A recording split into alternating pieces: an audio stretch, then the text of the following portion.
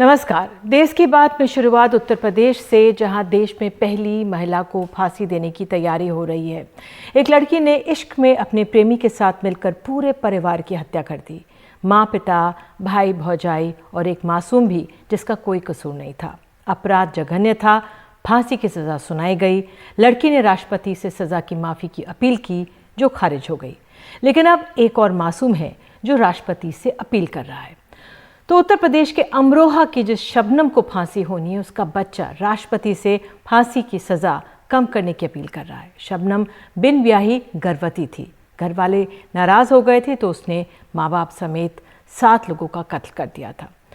उसने जेल में जिस बच्चे ताज को जन्म दिया, उसे एक पत्रकार उस्मान सैफी पाल रहे हैं, जो शबनम का पर किताब लिखने और उसे जेल में मिलते थे। वो उसे एक नई ज़िंदगी देना चाहते हैं। वो कहते हैं कि माँ गुनहगार होगी लेकिन बेटा बहुत मासूम है। कमाल खान की रिपोर्ट। ताज की मम्मा ने चाहे जो गुनाह किया हो, लेकिन बेटा तो चाहेगा ही कि उसकी माँ हमेशा जिंदा रहे। लिहाजा वो प्रेसिडेंट से उसकी फांसी की सज़ा कम करने की फरियाद कर रहा है। मैं प्रेसिडेंट अंकल जी से ये चाहता हूँ कि जो मेरी मम्मा शबनम है, उन्हें फांसी की सज़ा ना दी जाए। ताज अब शहर के सबसे बड़े स्कूल में पढ़ता है। उसकी परवरिश करने वाले उस्मान उसकी माँ शबनम से मिलने जेल तो जाते थे, उसकी कहानी पे किताब लिखने, जिसने अपने इश्क के लिए माँ बाप समेत घर के 7 लोगों को कत्ल कर दिया था।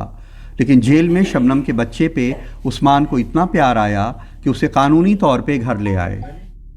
तो यही सोचकर कि उसको एक अच्छी ज़िंदगी मिले, तो मैंने यहाँ से अपनी किताब लिखने का जो प्रोग्राम था वो पोस्टपोन करके और ताज को एक बेहतर ज़िंदगी देने का फैसला किया। और तब से ये लगभग 6 साल 7 महीने और 21 दिन जेल में रहे और उसके बाद फिर वहाँ से रिलीज़ होने के बाद तब से हमारे साथ हैं। ताज अब अपने नए घर में खुश है। जेल में बच्चे नहीं थे, लेकिन यहाँ तमाम बच्चे उसके दोस्त हैं। ताज के नए घर में उस्मान ने उससे उसके नाम का एक पेड़ भी लगवाया है। वो हर महीने अपनी माँ से मिलने जेल जाता है। वो उसे गले लगा के चूमती है।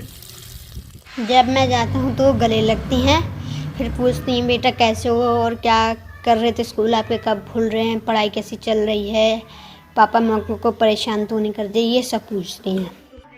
उस्मान और उनकी बीवी वंदना की ज़िंदगी का अब सबसे बड़ा मकसद ताज को एक नई ज़िंदगी देना है। वो इसके लिए दिल से बहुत मेहनत करते हैं। एक बाप और बेटे का ही रिश्ता है और उससे बढ़कर है, क्योंकि मुझे बहुत सारी उम्मीदें हैं अपने इस बच्चे से और हमारी कोशिश है कि हम इन्हें एक बेहतर एजुकेशन दें, एक अच्छा इंसान बनें, ताकि समाज को एक मैसेज जाए कि हाँ, उनकी माँ ने जो अपराध किया है, बच्चा अपराधी नहीं। माँ गुनाहगार हो या बेगुनाह, बच्चों के लिए तो माँ हमेशा माँ ही होती है। रूसी ज़बान का बच्चों का एक कोरस है कि पुस्त सिग्दा बूदित सोनसे, पुस्त सिग्दा बूदित नेबा, पुस्त सिग्दा बूदित मामा, पुस्त सिग्दा बूदू यानी काश की सूरज हमेशा बना रहे, काश की सृष्टि हमेशा कायम रहे, काश की माँ हमेशा ज़िंदा रहे और काश की मैं हमेशा ज़िंदा रहूं।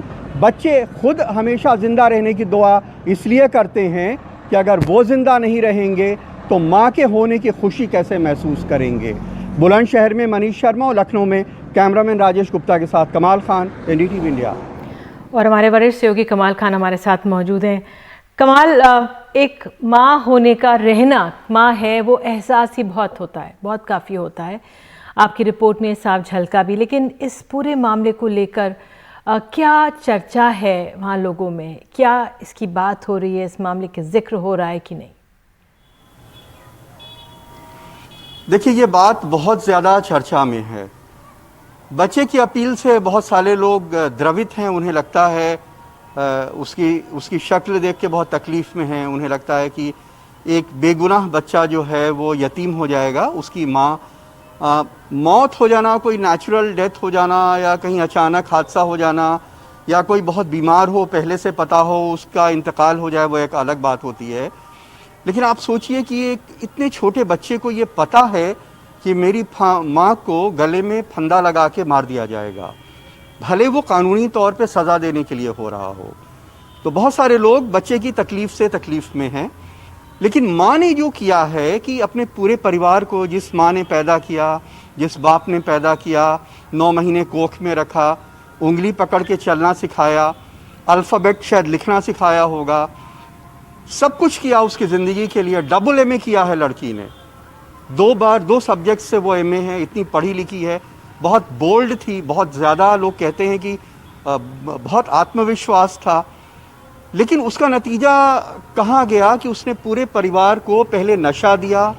जब सारे लोग बेहोश हो गए तो अपने बॉयफ्रेंड के साथ से कहा कि इनको कुल्हाड़ी से काट दो, और शायद जहर दे के किसी को मार देने से उतना विभत्स नहीं होता जितना नशा दे के बेहोश करके।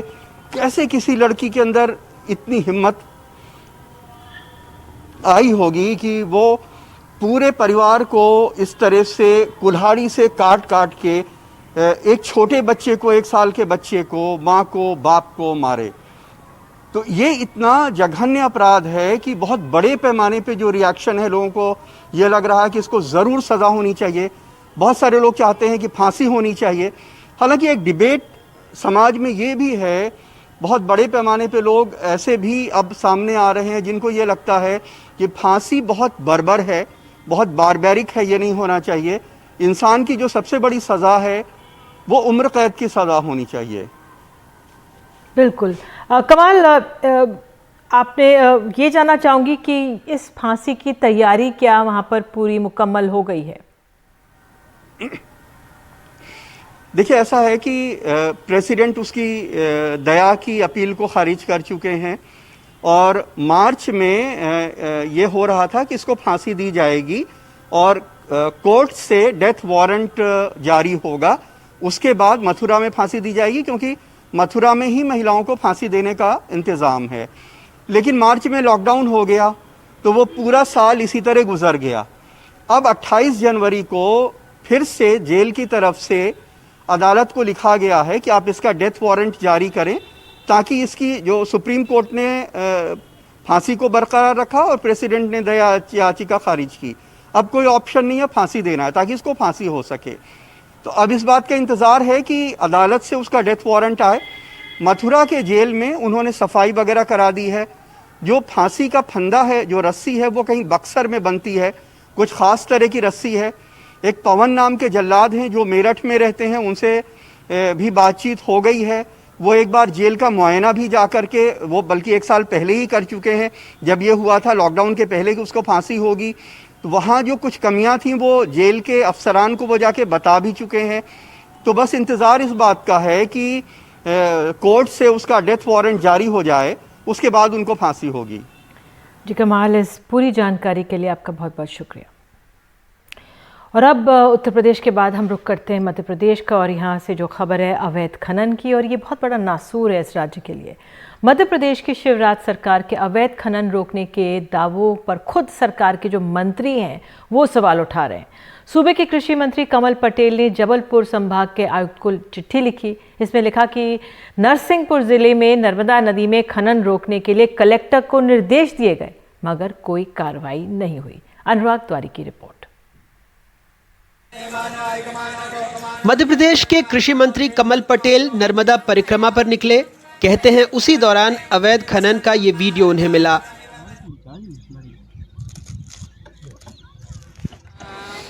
मंत्री जी ने परिक्रमा खत्म करते ही जबलपुर कमिश्नर को खत लिखा और प्रशासन पर मिली भगत के आरोप लगाकर अपनी ही सरकार को कटघरे में खड़ा कर दिया। घाट, घाट पिपरिया, रेवानगर घाट, धर्मपुरी घाट, जिकोली घाट और भूमिया घाट, अठाना घाट और ककरा घाट, इनके मेरे पास वीडियो प्राप्त हुए। वहाँ के सरपंच और पत्रकारों ने और वहाँ के स्थानीय लोगों ने मुझे व्हाट्सअप किया। उसमें अवैध खनन और पनडुब्बी से रेत निकल रही पानी में से, पोकलैंड मशीनें चल रही पानी में से। मैंने तत्काल कल कलेक्टर नरसिंहपुर को व्हाट्सअप करके और सूचना की दी और आदेश दिया कि ये तत्काल छापा मारो और जब्त करो। लेकिन आज जब दोपहर तक कोई कार्रवाई नहीं हुई तो मैंने कमिश्नर जबलपुर को निर्देशित किया। हालांकि मंत्रिमंडल के साथी कह रहे हैं ये अवैध खनन रोकना मुख्यमंत्री की मंशा है और मंत्री जी ने मंशा के अनुरूप ही काम किया है। यदि मंत्री जी ने पत्र लिखा है तो उनके पीछे का भाव यही है जो मुख्यमंत्री जी का निर्देश है।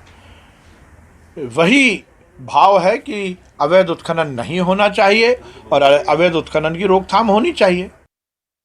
वैसे मंत्री जी की चिट्ठी ने शिवराज सरकार के खिलाफ विपक्ष को मुद्दा दे दिया है। भारतीय खान ब्यूरो के आंकड़े बताते हैं कि मध्य प्रदेश में 2018 में अवैध खनन के 15,205 मामले और 2019 में 16,405 मामले सामने आए। देश भर में यह आंकड़ा उस अवधि में थोड़ा ही सही कम हुआ। 2018 में देश में अवैध उत्खनन के 1,16,198 मामले दर्ज किए गए, जो 2019 में घटकर 1,15,492 हो गए थे। कहते हैं जब गंगा नहीं थी, हिमालय नहीं था, तब भी माँ रेवा थी, सबको आनंद देने वाली नर्मदा। हमारी श्रुतियों में, मान्यताओं में नदियों को जीवंत इकाई माना गया है। नर्मदा को तो ये आधिकारिक दर्जा मिला हुआ है। कहते हैं माँ नर्मदा का विवाह सोनभद्र के साथ होने वाला था, लेकिन अपनी सखी जोहिला के साथ उन्होंने उनको देख लिया और हमेशा कुंवारी रहने का फैसला किया, उल्टी दिशा में बह चली। कृषि मंत्री कमल पटेल जब पिछली सरकार में उनको कोई पद नहीं मिला था, तब उन्होंने अपनी ही सरकार के खिलाफ उल्टी दिशा में जाने का फैसला करते हुए एनजीटी में उसकी शिकायत की थी। वैसे हरदा जिले में उनके और उनके रिश्तेदारों के खिलाफ भी अवैध उत्खनन के आरोप लगते रहे हैं। भोपाल से अनुराग द्वारी, एनडीटीवी इंडिया। और अब खबर है जम्मू कश्मीर से। श्रीनगर में एक आतंकी हमले में 2 पुलिस वालों की जान चली गई है। तस्वीरों में दिख रहा है कि एक शख्स अपने कपड़ों के भीतर से बंदूक निकालकर पुलिस वाले पर फायर कर रहा है। ये वारदात भगत बारजुल्ला इलाके की बताई जा रही है। पुलिस वालों पर फायरिंग करने के बाद आतंकी वहां से फरार हो गए। सुरक्षा कर्मियों ने पूरे इलाके की घेराबंदी करके आतंकवादियों की तलाश शुरू कर दी है। और आपको बता दें कि इस पूरे मामले में जो विजय कुमार है, आईजीपी कश्मीर, उनका क्या कहना है, सुनते हैं। इनिशियल इनकाउंटर में हमारे एक एसपी अल्ताफ साहब को, एक कांस्टेबल है जो मंजू साहब को गोली लग गया। दोनों काफ़ी जख्मी थे। बाद में अल्ताफ साहब शहीद हो गए। और जब अर्ली मॉर्निंग में सर्च दोबारा किया गया टारगेट हाउस को, तो पता चला है कि घर वाले ने बोल दिया कि इसमें 2 मिलिटेंट था, एक को गोली लगा है, एक को बाजू में, एक को कंधा में गोली लगा है, दोनों भाग गया। उसके बाद हम लोग डॉग स्क्वाड को लाए और ब्लड ट्रेल को फॉलो करते करते कि आगे 2 किलोमीटर आगे दूसरा गांव है जिसको कॉर्डन कर रखे हम लोग। अभी सर्च जारी है और सर्च जो होता है बहुत डिफिकल्ट होता है, अंधेरा भी था, तो उसमें थोड़ा सा चूक हमारे जवानों से हो गई है, और लेकिन उसके पीछे लगे हुए हैं और बहुत जल्दी इसको हम लोग न्यूट्रलाइज कर लेंगे। और इस पर अधिक जानकारी के लिए हमारे सहयोगी नज़ीर मसूदी हमारे साथ मौजूद हैं। नज़ीर, अभी 1-2 दिन पहले ही यूरोपियन एनवॉयज़ आए थे, यहाँ का दौरा करके गए, और अब ये जो वारदात मामला हुआ है काफ़ी दिन बाद सामने आया है। क्या डिटेल्स इसकी और मिल पा रही हैं आपको? जी, पहले मैं इसकी वजाहत करूं। जो ये आईजीपी कश्मीर मिस्टर विजय कुमार की बाइट चल रही थी, ये इस अटैक पे नहीं थी जो बरजुला में हुआ, जो सीसीटीवी कैमरा में हुआ जहां 2 पुलिस वाले मारे गए। ये दरअसल बात कर रहा था जो आज बडगाम में सवेरे एक इनकाउंटर हुआ था, उसमें एक पुलिस वाला मारा गया, जैसे उसने बताया अल्ताफ अहमद, और दूसरा जख्मी हुआ। वो ऑपरेशन किया था पुलिस ने शुरू, उसने कहा हमसे चूक हो गई है, तो उसमें एक पुलिस वाला मारा गया, दूसरा जख्मी हुआ। उससे पहले भी एक इनकाउंटर हुआ शोपिया में, जिसमें 3 मिलिटेंट आज सवेरे मारे गए। तो कुल मिला के 3 बड़े इंसिडेंट आज कश्मीर घाटी में हुए। वो श्रीनगर शहर के बीचों बीच जो बागात चौक है, ये श्रीनगर एयरपोर्ट पे पड़ता है, तो काफी सेंसिटिव भी है और काफी सिक्योरिटी भी इस पूरे रोड पे लगी रहती है, क्योंकि जो पूरी वीआईपी मूवमेंट सारी वहीं से होती है तकरीबन हर दिन। और कल जब जो यूरोपियन यूनियन का डेलीगेशन चला, वो भी इसी रोड से चला गया, एयरपोर्ट पहुंचा गया।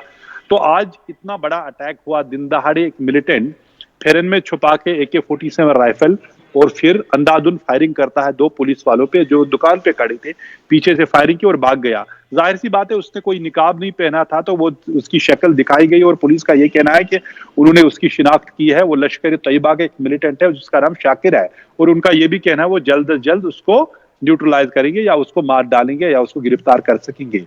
तो उसके बाद जो हुई ये ऑपरेशन हुआ, अटैक हुआ, जिसने हर एक को शॉक में किया, क्योंकि जिस तरह से हमने देखा जो पुलिस वाले थे निहत्ते थे, कोई हथियार उनके पास नहीं था, रूटीन ड्यूटी पे थे, कोई एंटी मिलिटेंसी ऑपरेशन भी नहीं था, क्योंकि पुलिस की जो मौजूदगी है, हर तक आराम कहती है रोड ठीक रहे, वहां ट्रैफिक चले, तो पुलिस वाला तो चाहिए।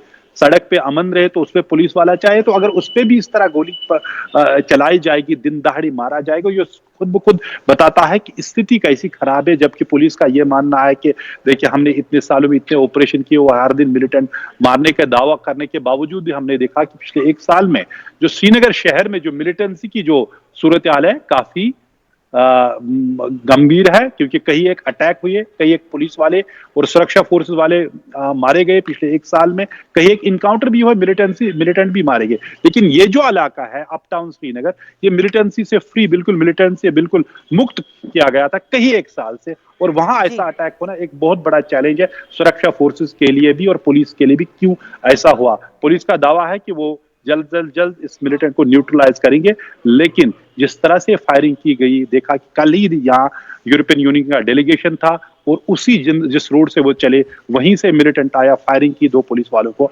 आज मार गिराया। बिल्कुल, इस जानकारी के लिए आपका धन्यवाद नज़ीर। तो एक दिन में अगर 3 ऐसे वारदात होती हैं, चिंताजनक स्थिति है। बहरहाल देश की बात में एक छोटा सा ब्रेक, और ब्रेक के बाद किसान आंदोलन का दायरा बढ़ाने आगे की रणनीति पर आज हुआ मंथन।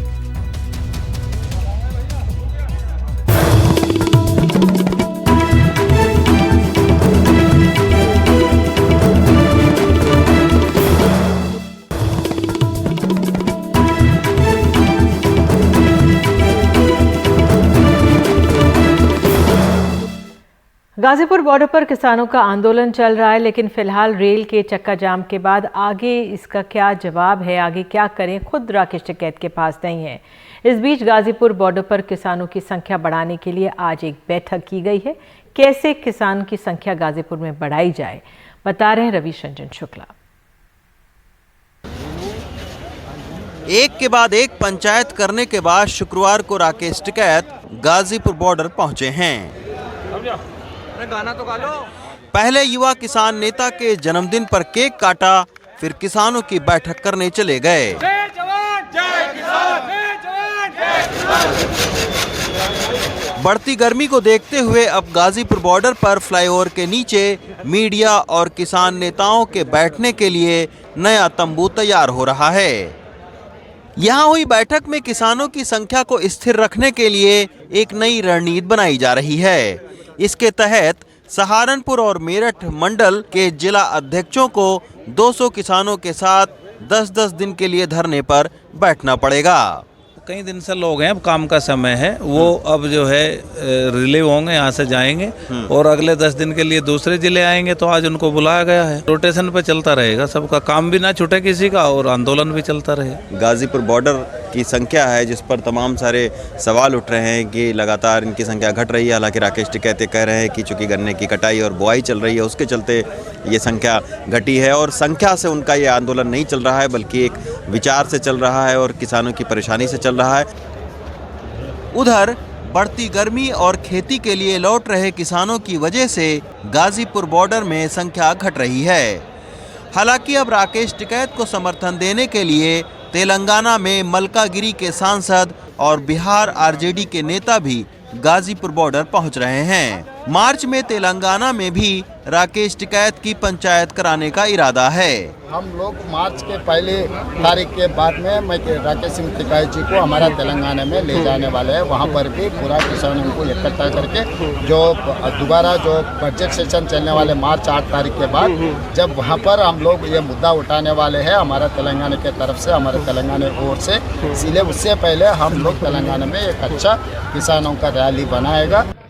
तेलंगाना और बिहार जैसे राज्यों से भी राकेश टिकैत को समर्थन तो मिल रहा है, लेकिन गाजीपुर बॉर्डर पर करीब 2 से 3 हजार किसानों को धरना स्थल पर लगातार बनाए रखना और खाना पानी की व्यवस्था करना एक चुनौती जरूर साबित होगी। गाजीपुर बॉर्डर से रवीश रंजन शुक्ला की report, NDTV India. Rakesh Tikait ने एनडीटीवी से बातचीत में कहा कि चुनाव एक बीमारी है जिसके नज़दीक नहीं जाएंगे, राजनीति से दूर रहेंगे। गौरतलब है कि वो 2014 में अमरोहा से चुनाव लड़ चुके हैं। उन्होंने सरकार पर भी प्रहार करते हुए कहा है कि ये सरकार तो व्यापारी है, इस पर भरोसा नहीं किया जा सकता। 2022 में यूपी में चुनाव आने वाले हैं।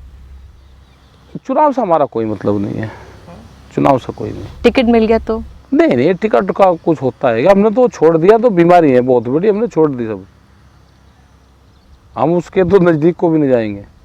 नहीं, और कुछ और भी अगर नहीं कुछ नहीं है, कुछ नहीं। अब राजनीति में जुड़ने का मन नहीं, उससे बगल रहे ना, हम किसी को कहेंगे उससे बगल रहे। क्योंकि ये लोगों के जहन में सवाल है कि यूपी में चुनाव आने वाले हैं। नहीं, हम चुनाव से कोई, तो उससे फर्क पड़ सकता है। अब फर्क पड़ेगा नहीं पड़ेगा वो तो नहीं हम कहते, लेकिन हमारा उससे नहीं संबंध चुनाव से। आपके आसपास के लोगों को 10-20 विधानसभा के टिकट दे दें तो नहीं, अब कोई लड़ना चाह रहा उसको मैं कैसे मना कर दूं? कोई लड़ना चाह रहा, किसी को कोई दे रहा, तो इस आंदोलन से कोई मतलब नहीं उसका। ये जो इंटरनेशनल प्रेशर की बात की आपने, जो इंटरनेशनल हस्तियों ने ट्वीट कर दिया वो तो उल्टा ही पड़ गया, उस पर तो केसेस ही हो गए, छवि खराब हो गई, देश की छवि खराब होगी। आप बतावे कि देश की छवि खराब होगी। देखो, एक पुरानी कहावत थी कि जो भीख मांगने वाला होता है और व्यापारी, उसका ना कोई देश होता, ना कोई धर्म होता, ना शहर होता, ना गांव होता। उसका भीख मंगे और व्यापारी को देश से प्यार नहीं होता। जहां उसको फायदा होगा वो शहर छोड़ देता है, वो गांव छोड़ देता है, वो चौराहा छोड़ देता है।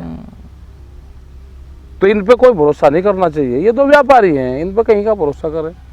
कौन व्यापारी है आपके देश के? सरकार तो व्यापारी की सरकार है, इसको कोई लगाव नहीं है। देश की छवि खराब हो रही तो आप करो ना किसानों के समर्थन में, कि किसानों की डिमांड है, हमने कर रहा, छोड़ो व्यापारी को। वोट तो किसानों ने दिए ना। तो ये पूरी बातचीत आप कल रात 8 बजे हमारे कार्यक्रम मुकाबला में देख सकते हैं। और देश की बात में आगे, बाबा रामदेव ने तैयार की है कोरोना को मात देने वाली दवाई। दावा की ड्रग कंट्रोलर से मिली है मंजूरी।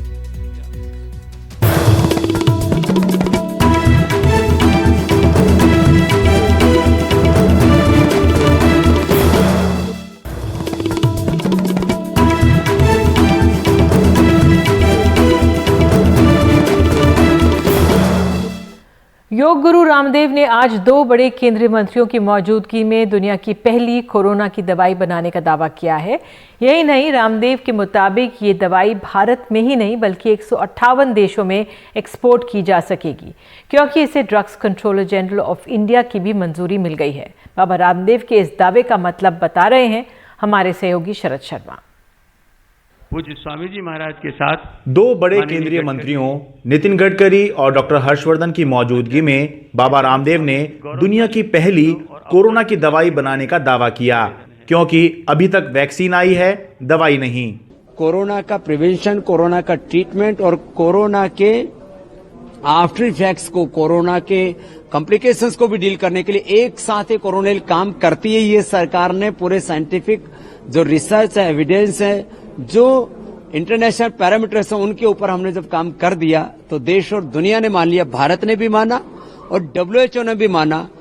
केंद्रीय मंत्रियों की मौजूदगी से बाबा रामदेव के दावे को बड़ा बल मिला है।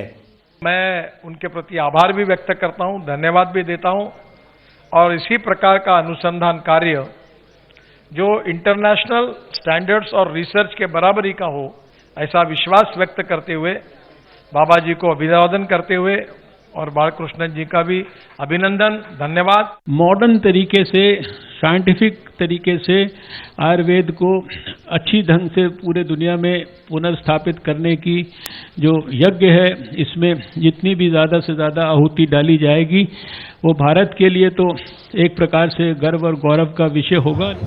दरअसल ये दवा वही दिव्य कोरोनिल टैबलेट है जो पहले लॉन्च की गई थी, लेकिन अब बाबा रामदेव ने नियमों और प्रोटोकॉल के तहत ट्रायल और रिसर्च कराई है।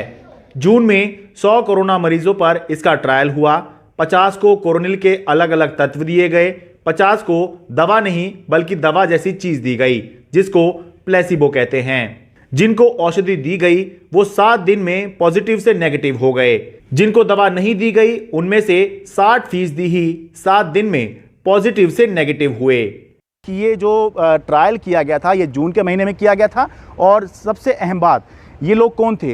ये वो लोग थे जिनको RT-PCR से जो कोरोना था, इन्फेक्शन था, वो कंफर्म हुआ था, लेकिन उनमें या तो लक्षण नहीं थे बीमारी के या हल्के लक्षण थे। जबकि गंभीर कोरोना मरीजों पर अभी ट्रायल चल रहा है। ट्रायल और रिसर्च के आधार पर drugs controller general of India ने कोरोनिल को सर्टिफिकेट ऑफ फार्मास्यूटिकल प्रोडक्ट दिया। जिससे ये 158 देशों को एक्सपोर्ट की जा सकती है। और आयुष मंत्रालय ने कोरोनिल को कोरोना बीमारी में सहायक उपाय बताकर मंजूरी और लाइसेंस दिया।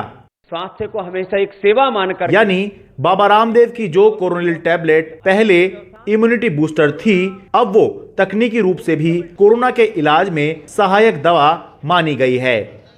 दिल्ली से शरद शर्मा, एनडीटीवी इंडिया।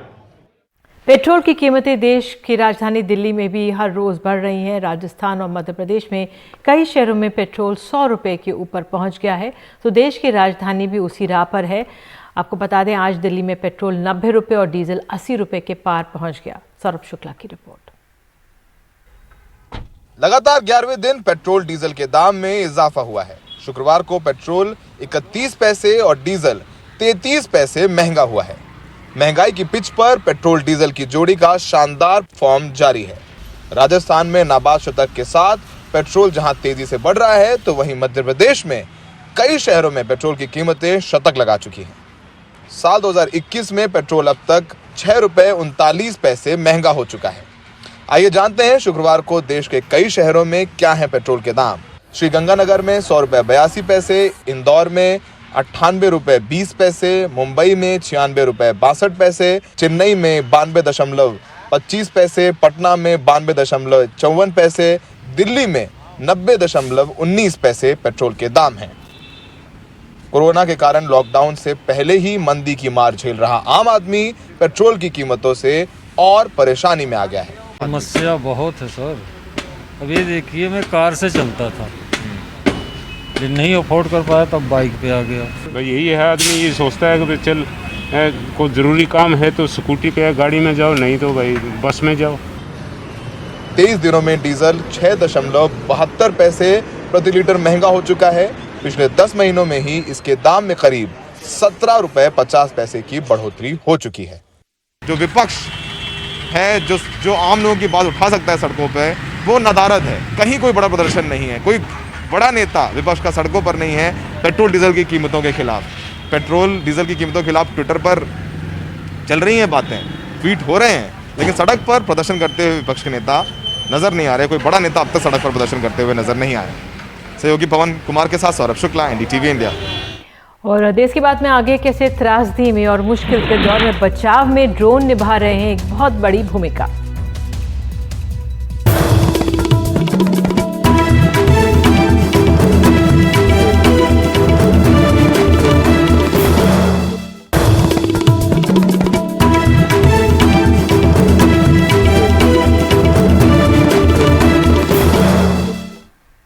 उत्तराखंड में आई तबाही की तस्वीर रोंगटे खड़े कर देती है और ऐसे में तमाम परेशानियों के बीच राहत और बचाव का काम एनडीआरएफ और दूसरी एजेंसियों ने किया और उनकी मदद की है ड्रोन्स ने। देखिए रिपोर्ट। गरुड़ ड्रोन्स कहते हैं, इन ड्रोन्स ने काफी ऊंचाई पर उड़ान भरी ताकि दुर्गम पहाड़ियां ड्रोन के क्रैश की वजह न बन जाए और राहत और बचाव का काम और तेजी से किया जा सके। ड्रोन्स ने दिन के उजाले में तो फंसे हुए लोगों को तलाशने का काम किया ही, रात के अंधेरे में भी तलाश जारी रखी। चमोली त्रासदी के दौरान जब बचाव और राहत कर्मियों के लिए हर पल चुनौतियों से भरा हुआ था, कहते हैं कि तब ये ड्रोन्स काफ़ी मददगार साबित हुए। एनडीआरएफ की आंख बन गए और उन जगहों तक पहुंचे जहां उन शुरुआती दिनों और घंटों में इंसान के लिए पहुंचना बहुत मुश्किल था। ड्रोन्स ने चट्टानों में आई दरार को पहचाना। वक्त रहते मरम्मत न की जाती तो एक और हादसे की संभावना से इनकार नहीं किया जा सकता। NDRF asked us to go to the rainy village site. NDRF ने हमें रैनी विलेज की तरफ जाने को कहा। हम 5 किलोमीटर तक के मिशन पर गए। वहाँ कहाँ पर ग्लेशियर है ये पता लगाया और मिशन आगे बढ़ा। दूसरे दिन हमने एनटीपीसी के मैनेजर के शव को तलाशा। We did that for 2 days. On the second day we found the NTPC manager's body. ऐसे हालात में काम करने की अगर इन्हें ट्रेनिंग होती तो ड्रोन्स बेहतर साजो सामान के साथ वहां लाए जाते। बेंगलुरु से कैमरामैन गोविंद मूर्ति के साथ निहाल खिदवई, एनडीटीवी इंडिया। और इस खबर के साथ देश की बात में आज के लिए इतना ही, लेकिन खबरों का सिलसिला NDTV इंडिया पर बने रहेगा। नमस्कार।